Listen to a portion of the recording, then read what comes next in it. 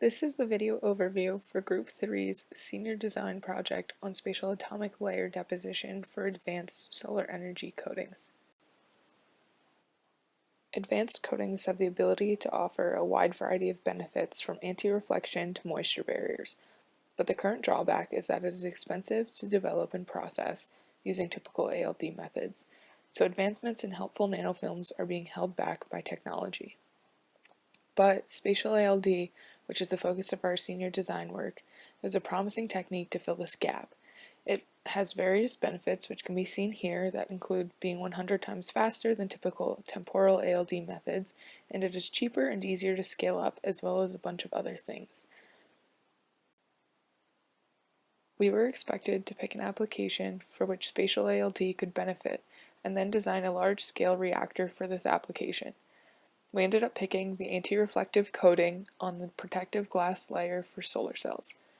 So we designed a coating in a large-scale spatial ALD process that we later compared to current methods and products to provide a recommendation on whether or not spatial ALD should be used and how it can be developed from small to large scale. The solution to the given problem statement was to first design a spatial ALD process. The process designed requires two main parts. One, the process begins with heating the glass panel substrate. This is done through heat transfer from the heated bearing nitrogen gas to the glass. Once the system reaches steady state, the top of the glass will be at the required temperature to allow the deposition to occur. Now the nanofilm can be deposited. This is done through a constant supply of vapor precursors being applied to the top surface of the substrate where they react. This is a quick 10-second clip showing an example of what is going on the top surface of the glass. It shows the precursors reacting and the nanofilm growing. There are four main parts to developing the solution. First, the anti-reflective coating was designed. Solar cells operate between 400 and 700 nanometer wavelengths of light and is most efficient at 550. With these values in mind, a 3-layer coating was developed, resulting in an average of 92% decrease of light reflection across the bandwidth. This is better than any current anti-reflective nanofilm on the market. Next, the bearing nitrogen gas requirements to float the glass substrate needed to be found. This is done through modeling the system using the lubrication approximation for thin films. The result is the amount of required nitrogen gas to lift the glass. This number is multiplied by the ratio of the table size to the substrate size because the nitrogen is constantly and uniformly flowing at all locations of the table. Next, the main energy requirements come from heating the bearing nitrogen gas. By setting Q1 equal to Q2, which are depicted in the diagram, we can solve for the required temperature of the bearing nitrogen. Then, the energy to heat the nitrogen gas for the entire heating and deposition time can be found by multiplying the actual rate of heat transfer by the total time of the process. Finally, the precursor requirements need to be found. This is done by finding the molar amount of each nanofilm material required and then using the reaction stoichiometry to find the molar amounts of each respective precursor. Then a 40% efficiency is taken into account and the required amounts of the precursors per piece of glass is found and displayed in the table.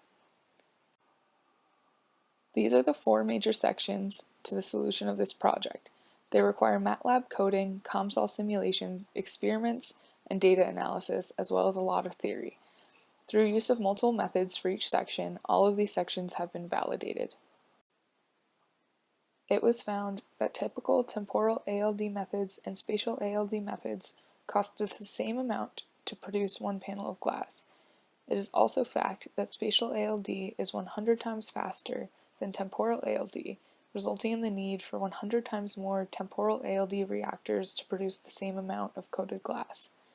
So, spatial ALD has a smaller initial investment, an equal cost of daily running, and the coating designed here is more efficient than competitors. Thus, economically, this method is better than current methods and is recommended. We will now discuss the two largest impacts of the results of this design project, although there are many. With the design process and the more efficient product than what is currently on the market, solar cells would become more accessible to all people. Solar energy is already the fastest growing renewable energy type in terms of its use, and this will only assist that growth. The results of this is that there will be reduced environmental stress. Now, the biggest impact in terms of society is that there will be a huge increase in jobs. Currently, solar energy makes up 2.4% of renewable energy used, yet makes up 41% of jobs in renewable energy. By increasing the availability of solar energy with the already increasing demand, solar energy will begin to make up more and more of this renewable energy used, and in turn create numerous more jobs. There are no negative impacts to employing this method over current ones, and with the positives just discussed, again, we recommend this method. Thank you so much for watching.